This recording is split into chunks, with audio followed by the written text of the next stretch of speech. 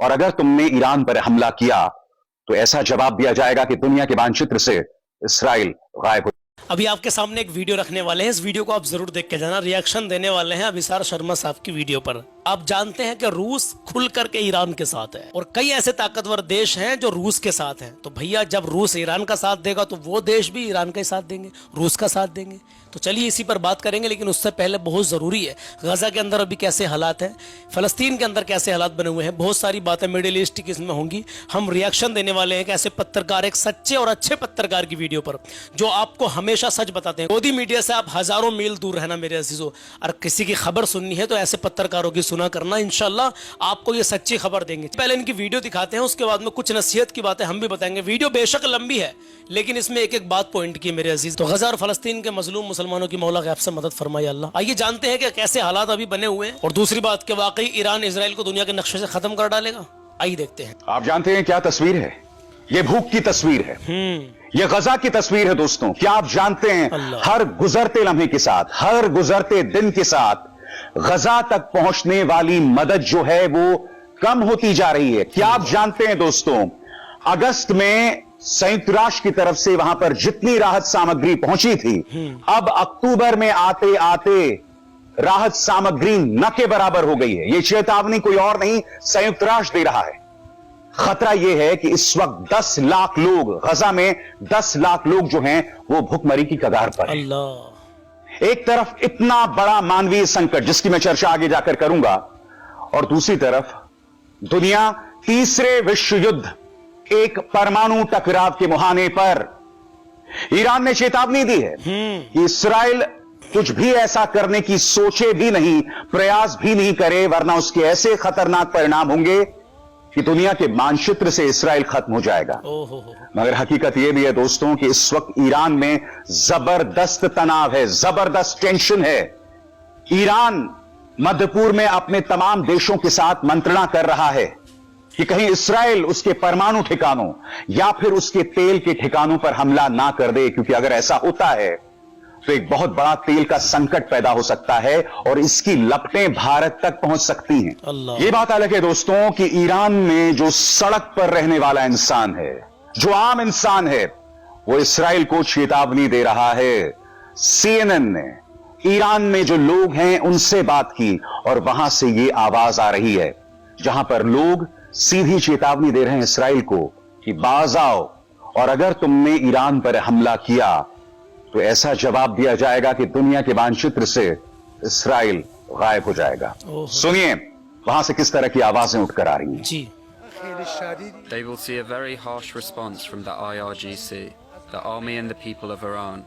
Be sure that this will happen. Israel has experienced this before, and if they repeat this experience, they will definitely be destroyed. They are brutally overseeing the bloodshed of innocent children which is taking place, and both America and Israel have a share in this crime. They should overthrow the leadership of their countries. मगर हकीकत यह भी है दोस्तों कि इस वक्त Iran में जबरदस्त तनाव है। वो तनाव क्या है उसकी चर्चा हम कुछ देर बाद करेंगे, मगर इसराइल बेकाबू होता जा रहा है दोस्तों। याद कीजिए कल ही मैंने आपको बताया था कि संयुक्त राष्ट्र के 2 अधिकारियों पर हमला बोल दिया है इसराइल ने, जिसमें इंडोनेशिया के 2 नागरिक घायल हो गए थे। कई पश्चिमी देशों ने इस पर चिंता जतलाई थी, मगर इसराइल थमने का नाम नहीं ले रहा है। एक और हमला हुआ है और इसमें संयुक्त राष्ट्र के 2 और अधिकारी जो हैं वो घायल हो गए हैं। इस बार ये 2 अधिकारी श्रीलंका के नागरिक हैं। इसको लेकर क्या खबरें सामने उभर कर आ रही हैं आपकी स्क्रीन पर। अमेरिका के राष्ट्रपति जो बाइडेन ने इसराइल से लेबनान में हिजबुल्लाह के साथ लड़ाई के दौरान संयुक्त राष्ट्र संघ के पीस कीपर्स पर गोलीबारी बंद करने के लिए कहा है। पिछले 48 घंटों के दौरान संयुक्त राष्ट्र संघ के पीस कीपर्स पर गोलीबारी की 2 घटनाएं सामने आई हैं। शुक्रवार को इस्राएली सेना IDF ने कहा कि इस घटना के लिए उनके ही सैनिक जिम्मेदार हैं। गोलीबारी की घटना के दौरान लेबनान में तैनात संयुक्त राष्ट्र अंतरिम बल यूनिफिल के 2 श्रीलंकाई सैनिक घायल हो गए हैं। IDF के मुताबिक नाकाउरा में यूनिफिल बेस के पास काम कर रहे इस्राएली सैनिकों ने खतरे का अंदेशा होने पर गोली चलाई थी। हालांकि इस्राएली सेना का कहना है कि इस पूरी घटना की गहनता से जांच की जाएगी। मैं आपको बतला दूं दोस्तों कि फ्रांस, इटली, स्पेन, ये तमाम जो देश हैं इसकी आलोचना कर चुके हैं। अमेरिका अब तक नर्म था, अब अमेरिका ने भी इसकी आलोचना की है। श्रीलंका के विदेश मंत्रालय ने इस पर सख्त ऐतराज जो है वो जतलाया है, क्योंकि उसके अपने 2 नागरिक, 2 सैनिक जो हैं वो घायल हो गए हैं। मगर ये क्या साबित कर रहा है दोस्तों? ये साबित कर रहा है कि इसराइल पूरी तरह से बेकाबू है। ये मत सोचिए कि इस वक्त सिर्फ गजा से इस तरह की तस्वीर सामने उभर कर आ रही है, भुखमरी की इस तरह की तस्वीरें, इसराइल से कोई तस्वीरें सामने उभर कर नहीं आ रही। मगर यह मत भूलिए कि इसी मंच पर मैंने आपको बतलाया था कि हर गुजरते दिन के साथ इसराइल की अर्थव्यवस्था किस तरह से बर्बादी की तरफ बढ़ रही है। ये भी हकीकत है। वहां पर कई नागरिक देश छोड़ने को मजबूर हैं। बेंजामिन नेतन्याहू इस वक्त शालीनता की तमाम हदों को पार कर चुके हैं, अपना मानसिक संतुलन पूरी तरह से खो चुके हैं। बिल्कुल खो बैठे। उनको इस बात का भी अंदाजा नहीं है कि उन्होंने 3 मोर्चों पर युद्ध छेड़ रखा है। दुनिया खात्मे की कगार पर आ सकता है, एक परमाणु टकराव के कगार पर आ सकता है, मगर उनका अपना देश हर गुजरते लम्हे के साथ बर्बाद हो रहा है। संयुक्त राष्ट्र पर 2 हमले हो चुके हैं, 48 घंटों में 2 हमले। इससे क्या साबित होता है दोस्तों? इसराइल बेकाबू हो चुका है।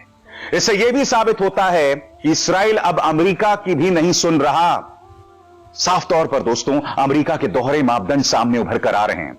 और मैं आपको बतलाना चाहता हूं कि CNN, अल जजीरा और BBC से जुटाई गई जानकारी के मुताबिक मैं आपको इस मुद्दे पर क्या क्या बतला सकता हूं। सबसे पहले दोस्तों, खाड़ी में अमेरिका के जो सहयोगी देश हैं, जिसमें शामिल हैं संयुक्त अरब अमीरात यानी यूनाइटेड अरब एमिरेट्स, बहरीन, कतार, ये लगातार अमेरिका से संवाद जारी रख रहे हैं। और इस संवाद का क्या मकसद है? इस संवाद का यह मकसद है कि ये देश अमेरिका को बता रहे हैं कि आप इसराइल पर काबू पाइए, क्योंकि अगर इसराइल ईरान के परमाणु ठिकानों या फिर तेल ठिकानों पर हमला करता है तो सिर्फ मध्यपूर्व ही नहीं, पूरी दुनिया में इतना बड़ा आर्थिक संकट आएगा कि भारत जैसे देश इसका सामना भी नहीं कर पाएंगे। हालांकि ये चेतावनी उन्होंने अपने देशों के लिए दी है, मगर मैं एक भारतीय पत्रकार होने के नाते इसकी गंभीरता को समझता हूं। इसके अलावा दोस्तों, हर गुजरते दिन के साथ अमेरिका का जो इसराइल पर कंट्रोल है वो खत्म होता जा रहा है, और उसकी 2 मिसालें सामने उभर कर आई हैं। सबसे पहले, अब तक लेबनान पर इसराइली हमले में 1400 से 2000 लोग मारे जा चुके हैं। इस आंकड़े को देखिए दोस्तों, 1400 से 2000 लोग, ये वो आंकड़ा है लेबनान में मारे गए लोगों का आंकड़ा। जिस तरह से इसराइल ने लेबनान पर हमला शुरू किया है ना, इसमें अमेरिकी सहमति भी नहीं है। अमेरिका उसे लगातार रोकने की कोशिश कर रहा है, मगर इसराइल उसे नहीं सुन रहा है। यह पहली मिसाल है जो प्रमाणित करता है कि इसराइल पर अमेरिकी प्रभाव बुरी तरह से खत्म हो रहा है। दूसरी मिसाल याद कीजिएगा दोस्तों, हिजबुल्लाह के कमांडर्स पर हमला करने के लिए इसराइल ने एक बड़ा हमला किया था। और हमला क्या था?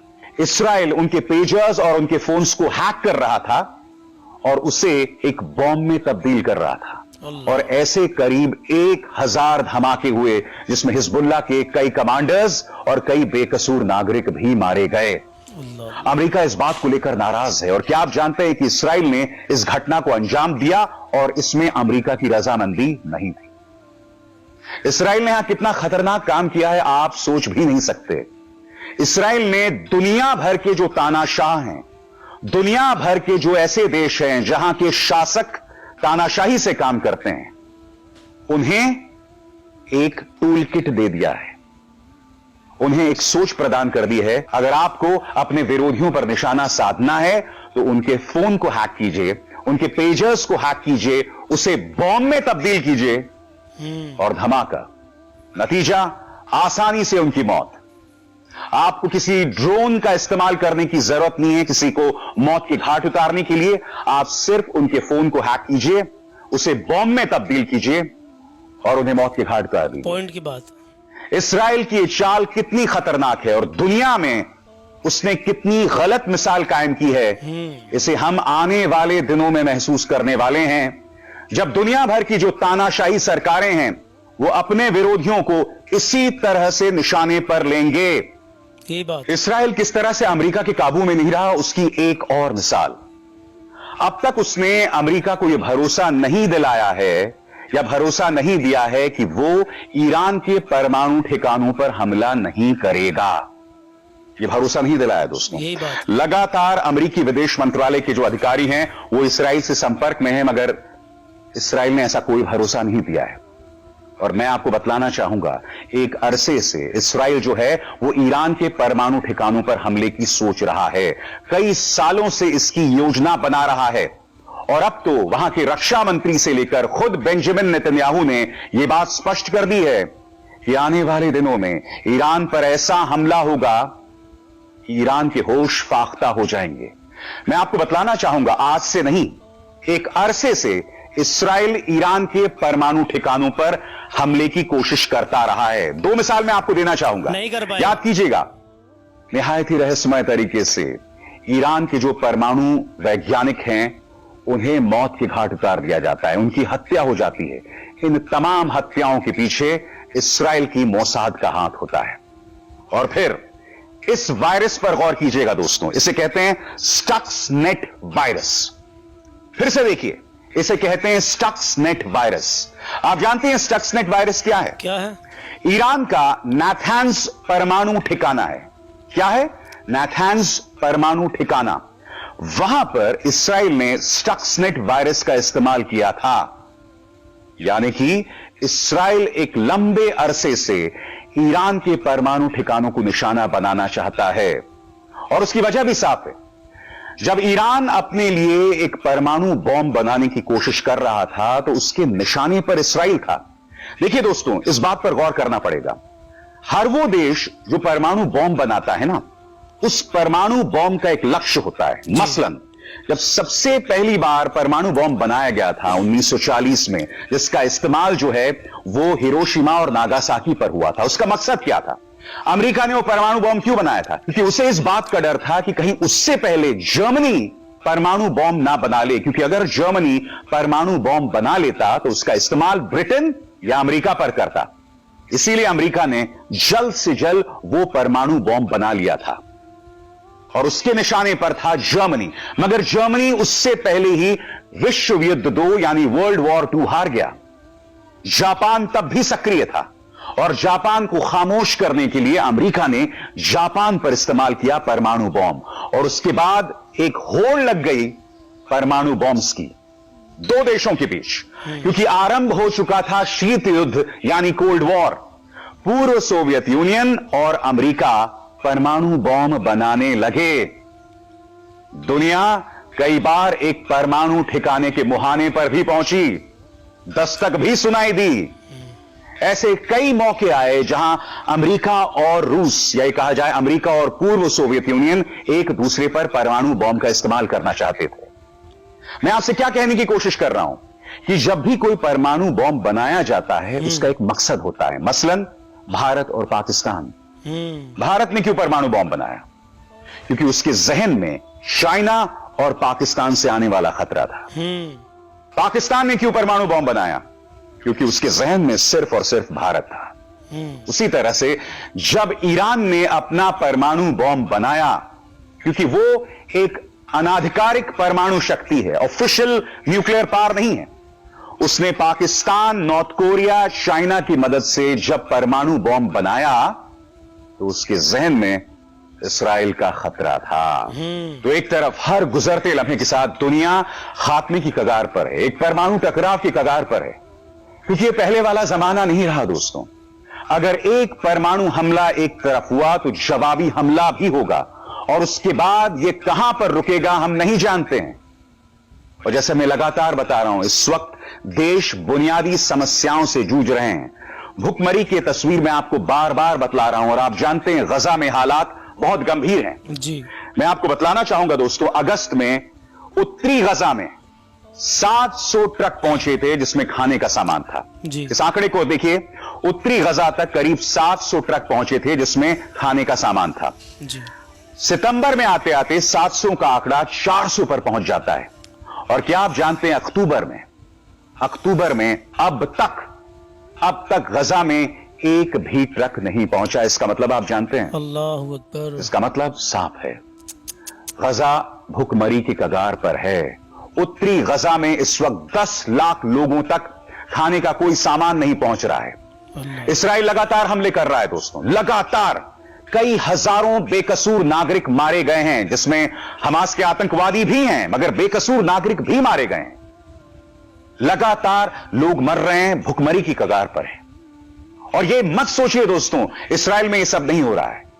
इसराइल की तस्वीरें दुनिया तक नहीं पहुंच रही हैं। गजा की तस्वीरें आपके सामने हैं, लेबनान की तस्वीरें आपके सामने। लेबनान में इतना बड़ा शरणार्थी संकट है, इतना बड़ा रेफ्यूजी क्राइसिस है, जिसकी कल्पना भी नहीं की जा सकती। बड़ी तादाद में लोग लेबनान से सीरिया की तरफ बढ़ रहे हैं, जहां पहले से ही हालात खराब हैं। अगर ईरान पर बड़ा हमला होता है तो आपको अंदाजा नहीं है इंसानियत किस तरह से तार तार हो जाएगी। अल्लाह अकबर। और उसके जवाब में अगर कोई हमला होता है तो यह मत सोचिएगा ये एक पारंपरिक हमला होगा, ये एक बहुत ही खतरनाक हमला होगा, जिसकी कीमत इंसानियत कई सालों तक चुकाती रहेगी। या कहीं ऐसा ना हो दोस्तों कि कीमत चुकाने के लिए भी इंसानियत ही ना बचे। अल्लाह अकबर। मेरी इन बातों पर गौर कीजिएगा। बिल्कुल भाई, बहुत बहुत शुक्रिया। आपकी बातों पर गौर कर रहे हैं, सब लोग करते हैं। हम आपकी वीडियो कभी कभी लोगों को दिखाते हैं, सुनवाते हैं, रिएक्शन देते हैं आपकी वीडियो पर। देखिए, अगर ईरान के ऊपर इजराइल ने हमला कर दिया, बड़ा हमला कर दिया, उसके तेल के ठिकानों पर हमला कर दिया या फिर उसके परमाणु ठिकानों पर हमला कर दिया, तो वाकई बहुत कुछ बड़ा हो सकता है। वाकई इतना कुछ बड़ा हो सकता है कि दुनिया दहल जाएगी मेरे अज़ीज़ों। फ़िलहाल दुआ करें, अल्लाह आसानी फरमाए, अल्लाह अमन और सुकून अता फरमाए। बिलखुसूस हमारे मुल्क हिंदुस्तान, हमारे वतन अज़ीज़ में भी मौला अमन और सुकून अता फरमाए, क्योंकि यहाँ के हालात भी बड़े नासाज हैं। हिंदुस्तान के हालात सही नहीं है मेरे अज़ीज़ों। नरसिंहानंद को गिरफ्तार करने के लिए मुसलमानों ने मांग की, कहीं कोई प्रोटेस्ट किया, पुलिस कह रही है कि हमको नहीं पता कि वो कहाँ पर है। हिंदू संगठन कह रहे हैं कि नरसिंहानंद को बताओ महाराज कहाँ हैं, और उसका पता ही नहीं कि पुलिस खुद मना कर रही है। लेकिन कुछ ने कहा है कि पुलिस की वो कस्टडी में है, उसको पुलिस बाहर नहीं लाना चाहती है। मुसलमानों ने तो सिर्फ इतनी मांग की है कि उसको अरेस्ट किया जाए। उसने हमारे नबी की शान में गुस्ताखी की है और संविधान को उसने तार तार किया है, तो उसको जल्द से जल्द अरेस्ट किया जाए। तो देश के हालात बड़े नाजुक हैं अजीज़ों, दुआ करते रहें। मुफ्ती सलमान अज़हरी को अल्लाह बाइज़्ज़त बरी कर दे, आमीन या रब्बुल आलमीन। चलिए इंशाल्लाह मिलते हैं कोई नई रिएक्शन वीडियो में। अपना ख्याल रखिएगा, अल्लाह हाफिज़।